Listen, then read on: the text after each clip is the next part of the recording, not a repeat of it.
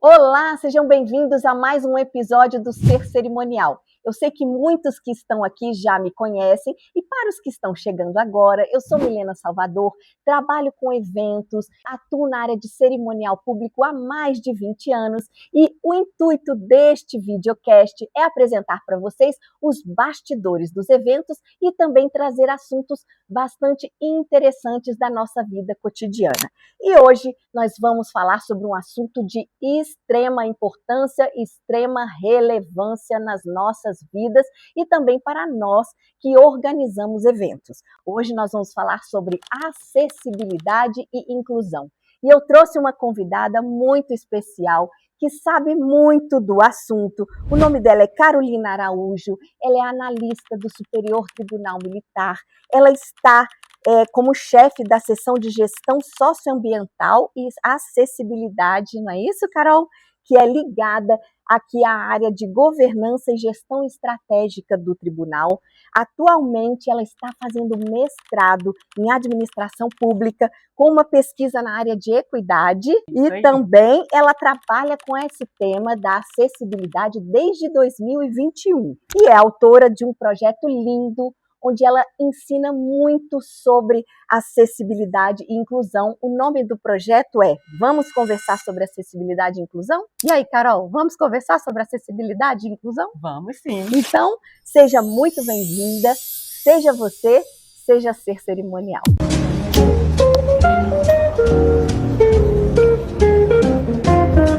Obrigada, Milena, muito feliz de ter dado certo essa entrevista, é um tema que é muito caro para mim, e é importante que seja falado, seja discutido, né? Afinal, são mais de 14 milhões de pessoas hoje classificadas pelo IBGE como pessoas com deficiência, então é um público que não pode ser esquecido, né? Com certeza. Tem que ser incluído, né? E é sobre isso que a gente vai conversar hoje, porque a gente sabe da extrema importância da gente falar sobre esse assunto, mas também temos que ter consciência que sabemos muito pouco e que precisamos nos aprofundar e saber mais para que a gente possa prestar um serviço de qualidade a todas as pessoas. Então vamos lá, Carol. Primeiro, qual é a diferença entre acessibilidade e inclusão?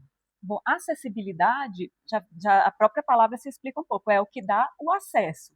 A gente normalmente, quando fala em acessibilidade, pensa em rampa, corrimão, mas essa é uma das dimensões da acessibilidade, que é a dimensão da acessibilidade arquitetônica. Mas existe a acessibilidade tecnológica, a acessibilidade comunicacional, a acessibilidade atitudinal, que é o comportamento das pessoas para com as pessoas com deficiência. Então, a acessibilidade são as ferramentas ou comportamentos que vão dar acesso. A inclusão, ela é a consequência da acessibilidade. Então, quando existe acessibilidade, a pessoa com deficiência é incluída plenamente, né? Porque são eliminadas ou minimizadas as barreiras para que a pessoa tenha uma vida plena, tenha um acesso pleno com o maior nível de autonomia possível. Eu falo muito que a acessibilidade, a primeira vez que me chamou muita atenção, quando caiu a minha ficha, a primeira vez que eu fui aos Estados Unidos, eu era novinha, assim, adolescente, né? E eu olhando, meu Deus, como tem pessoas com deficiência aqui? Porque eu olhava as pessoas no shopping, nos restaurantes, nos cinemas, né? Vivendo a vida em sociedade. E depois caiu a minha ficha que não é que lá tem mais pessoas com deficiência, porque aqui as pessoas ficam retidas, têm o seu direito de conviver em sociedade cerceado por questões de falta de acessibilidade. E a falta de acessibilidade causa a exclusão. E faz com que a gente não tenha tanto acesso e, consequentemente, a gente não tenha tanto conhecimento até de como agir, né, Carol? Você falou aí da acessibilidade no trato, como é o nome? Atitudinal. Vamos falar um pouquinho sobre isso. O que a gente pode, o que não pode, como a gente deve fazer, como a gente deve falar, porque tem inclusive até umas palavras, né, que não devem ser citadas. A gente tem palavras no nosso vocabulário, né, como, que são... Hoje em dia, não é que existe um certo e errado, até porque cada pessoa é única, não existe um manual de instruções, mas existem algumas coisas básicas que a gente justamente por não ter essa oportunidade de viver num ambiente diverso, a gente fica sem saber como estar, né? Isso. Então, nós tendemos a infantilizar a pessoa com deficiência, Verdade. principalmente as com deficiência intelectual. Às vezes, uma pessoa que tem a trissomia 21, né?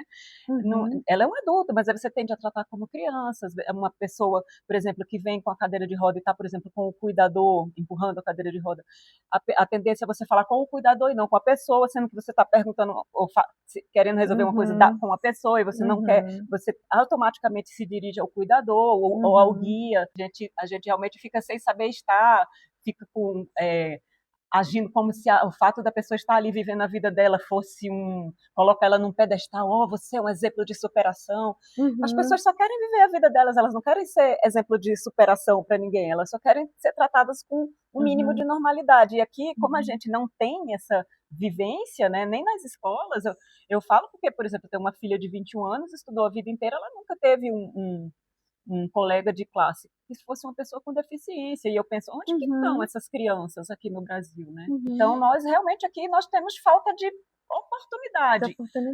E essa barreira atitudinal, ela ajuda a romper as outras, porque quando a gente pensa na acessibilidade desde o começo, tudo melhora, né?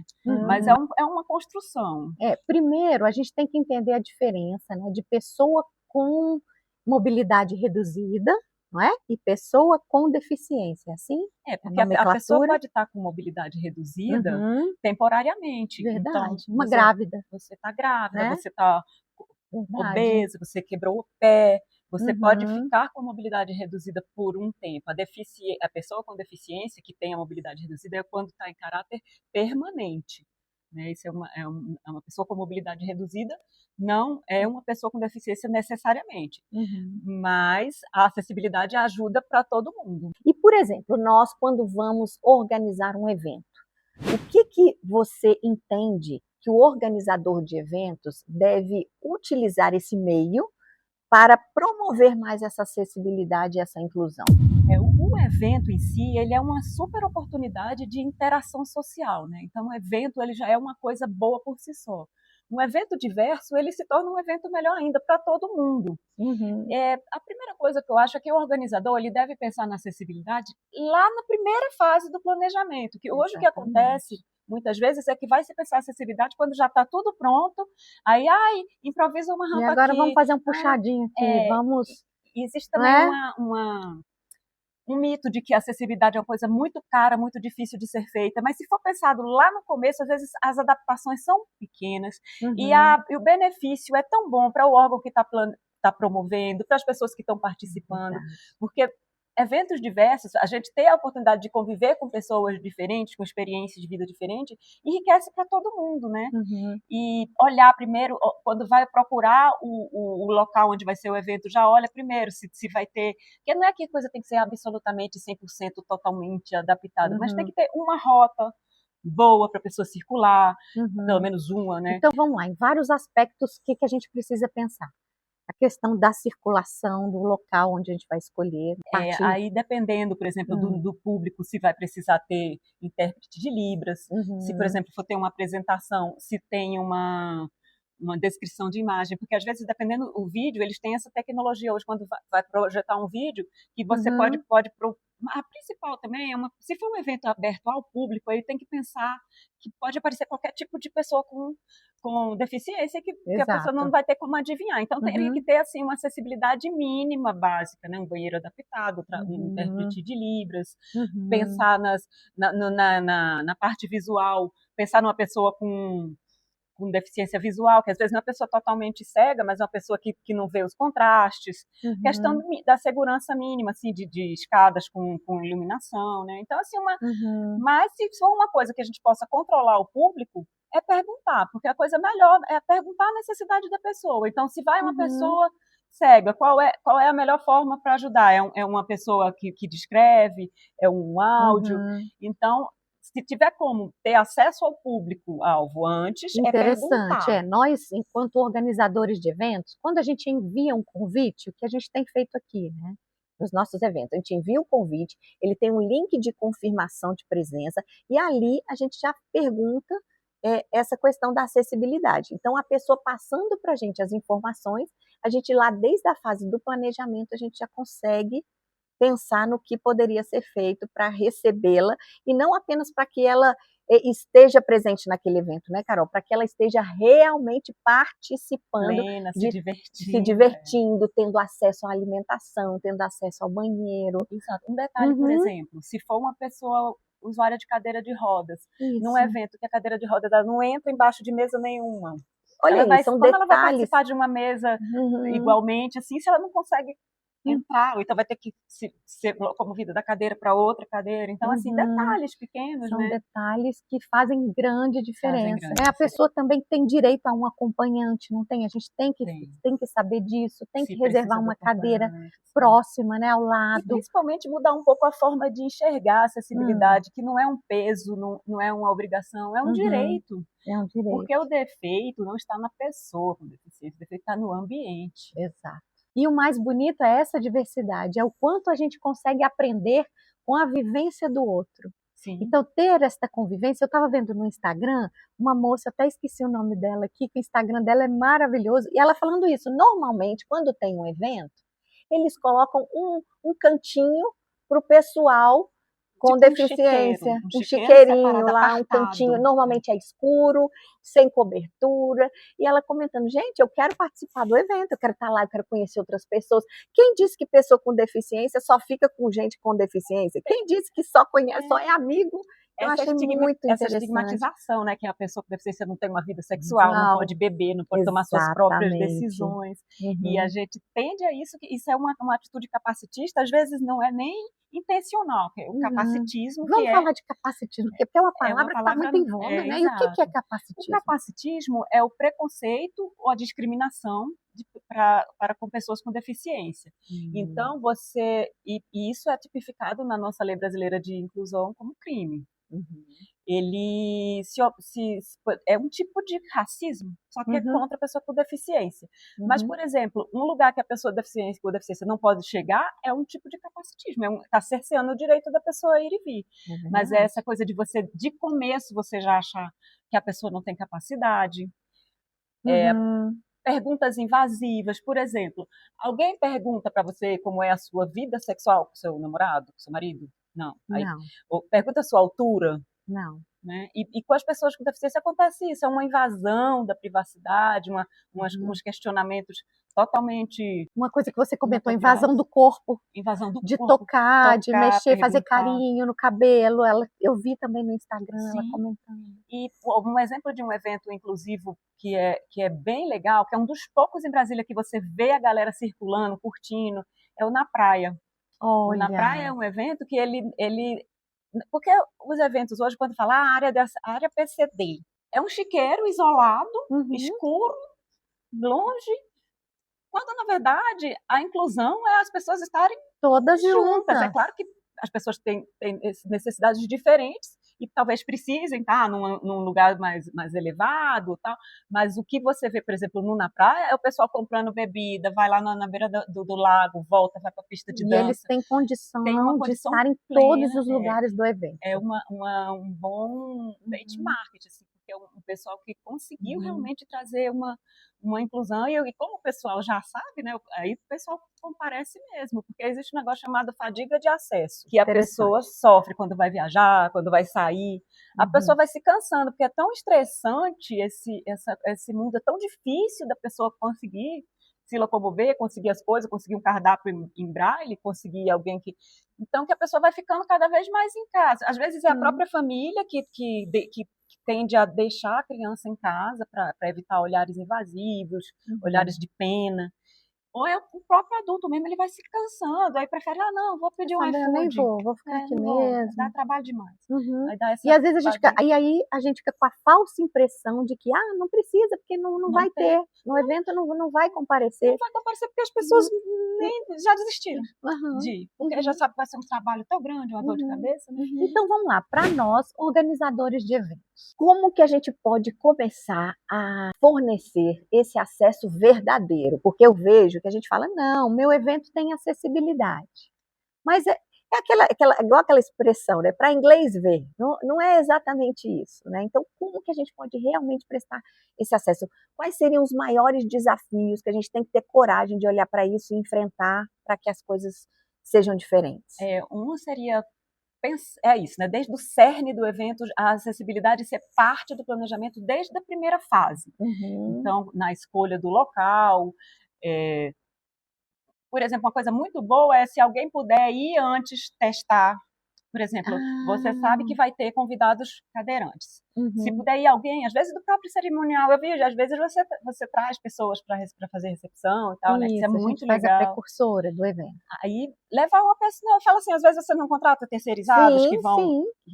E você já viu terceirizados cadeirantes nos eventos, né? Sim. Então, por exemplo, quem sabe levar uma pessoa dessa para a pessoa testar se tá legal, se tem uma rota acessível, se tem desde a chegada até o banheiro, até o local do comes e bebes. Porque uma coisa sou eu, com o meu olhar, com a minha experiência de vida, falar, está tendo acesso. Outra coisa é quando vai na prática. Exatamente. Para verificar esse acesso. Eu falo que é uma frase muito importante do movimento das pessoas com deficiência, é nada sobre nós sem nós. Porque nós duas, aqui a gente pode pensar no assunto, ter interesse, querer, né, defender a causa, pensar na causa, mas a vivência e a experiência da pessoa com deficiência, isso a gente nunca vai ter. E a gente precisa saber dessas pessoas. Então, uma pessoa com deficiência visual, pessoa com baixa visão, pessoas. Então, ouvir essas pessoas para o que seria um evento bom para vocês também é se abrir para ouvir as pessoas.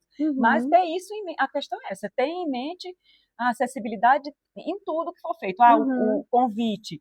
Você fazer um convite com fundo marrom e a letra preta, a pessoa não vai ler. Se for, pode ter, por exemplo, um QR Code que se uma pessoa, por exemplo, que não...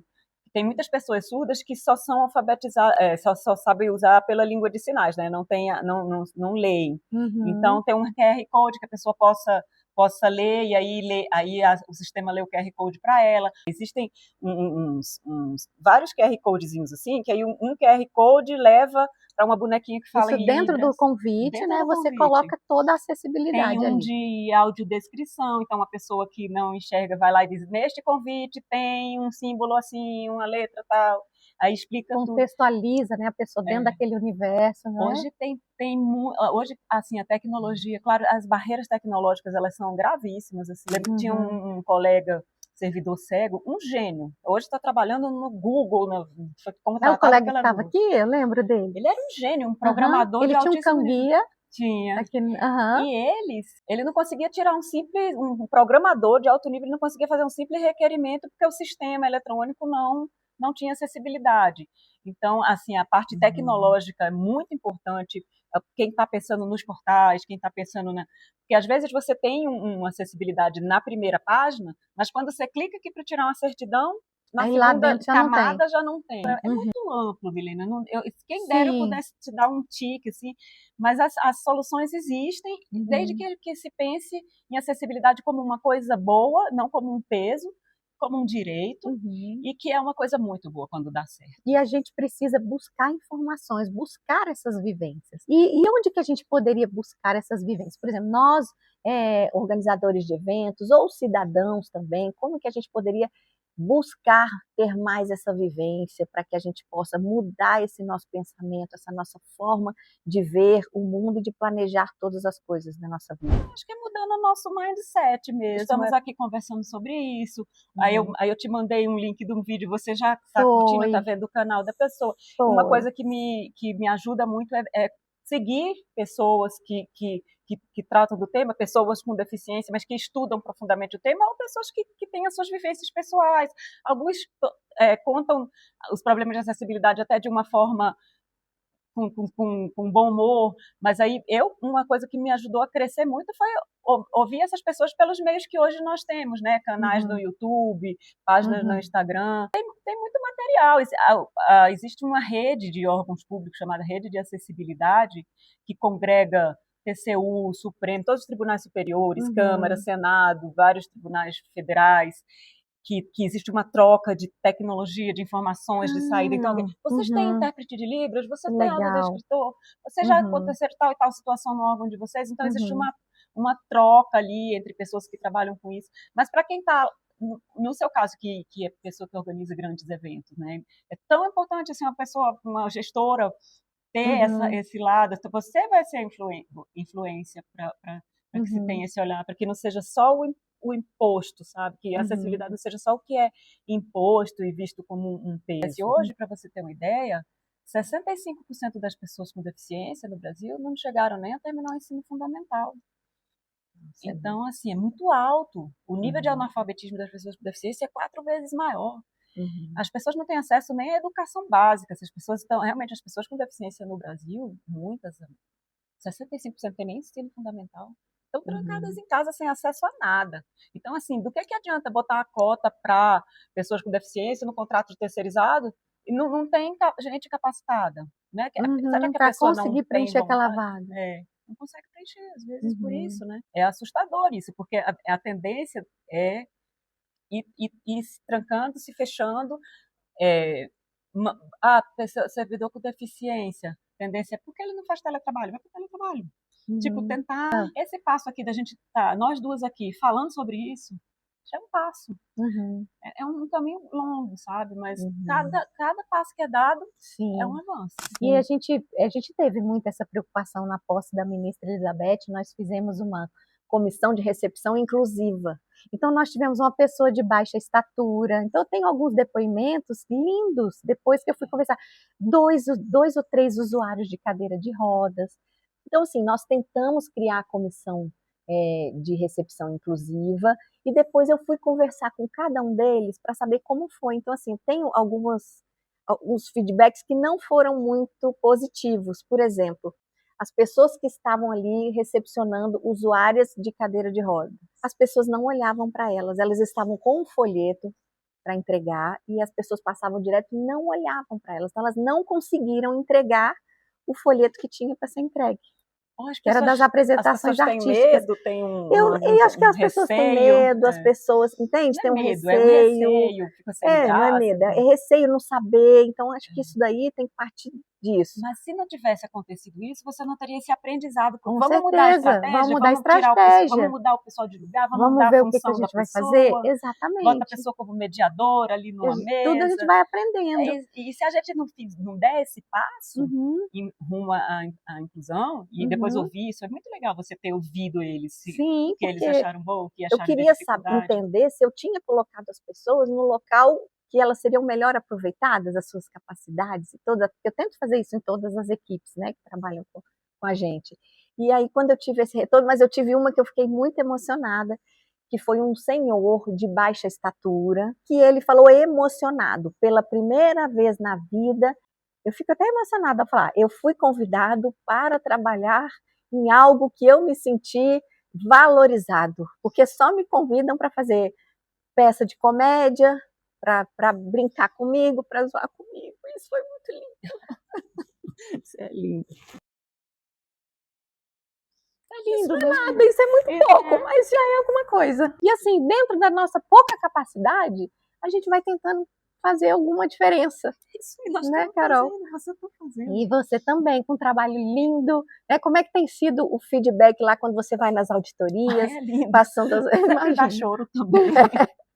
É muito lindo, porque primeiro eles acham que vai ser uma coisa chata, que vai ficar falando de rampa, que vai ficar apontando defeito na auditoria, e quando vê que não é nada disso, que é uma coisa de humanidade, de despertar a nossa humanidade para o tema, aí a pessoa começa a falar, eu tenho filho, aí o outro não sabia que eu tenho filho, aí a minha mãe, eu passei por tal dificuldade, aí cada um vai soltando as coisas, e aí daqui a pouco aproxima, humaniza os colegas, magistrados participam também, participam os terceirizados. É um momento, para mim, tem sido como crescimento, como pessoa, assim, como eu falo, né, eu não sou uma pessoa com deficiência, quem deveria estar no meu lugar deveria ser uma pessoa com deficiência, mas como não está, eu vou fazer a minha parte. E nós já estamos aqui encaminhando para o final do nosso vídeo, essa conversa esclarecedora, muito gostosa aqui com a Carol, Para você que esteve até aqui conosco, coloque aqui as suas dúvidas, os seus comentários, curta esse canal, compartilhe com seus amigos. Dessa forma você nos ajuda muito a trazer cada vez mais assuntos importantes e interessantes para a gente, para as nossas vidas. Eu vou pedir aqui, Carol, tem alguma história assim dentro dessa sua vivência que você tem aprendido, que você falou que tem se tornado um ser humano muito melhor com tudo isso que você gostaria de compartilhar aqui conosco? Tem um assim que foi lindo, assim, de repente eu estava falando das barreiras, dos preconceitos, da coisa atitudinal, aí levanta uma funcionária da limpeza e diz assim, tudo que você falou aí de barreiras e de preconceitos não é nada frente do que eu passei. Eu tive uma filha cadeirante que viveu 15 anos comigo e eu perdi ela no passado. Ano passado? Ela tinha acabado de perder a filha, mas ela disse assim, mas nada, eu só tenho gratidão de ter tido a minha filha, que foi uma bênção na vida dela, que é de tirar essa coisa de a pessoa com deficiência é uma pessoa triste, é um peso, não é nada disso.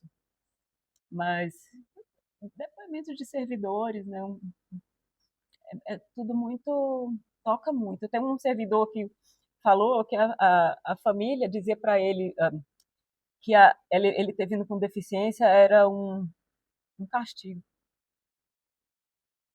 E ele disse, eu passei a vida para provar e hoje eu sou um vencedor e eu amo a minha vida e eu me amo e eu vivi a minha vida para provar o contrário. Então, são histórias e histórias, né? Mas eu não queria deixar essa coisa de uma visão de tristeza, não. A pessoa com deficiência está longe de ser uma pessoa triste, nada disso não. Uma pessoa que só quer viver a sua vida com o mínimo de barreiras possíveis. Eu não tenho nem com palavras para agradecer esse seu gesto de estar aqui conosco, nos ensinando, fazendo com que a gente tenha esse novo olhar para uma situação que é tão importante e que a gente possa cada vez mais buscar essa real inclusão, né, em nossas vidas, nos nossos eventos, nas nossas viagens, na nossa mente, em tudo, né, nos nossos pensamentos e no nosso coração. Amém. Carol, então assim, é muito bom ter aqui você com a gente, muito obrigada. Obrigada. E muito obrigada a você que ficou aí até agora nos acompanhando e nos aguarde, porque logo, logo voltaremos com mais um episódio do Ser Cerimonial. Muito obrigada.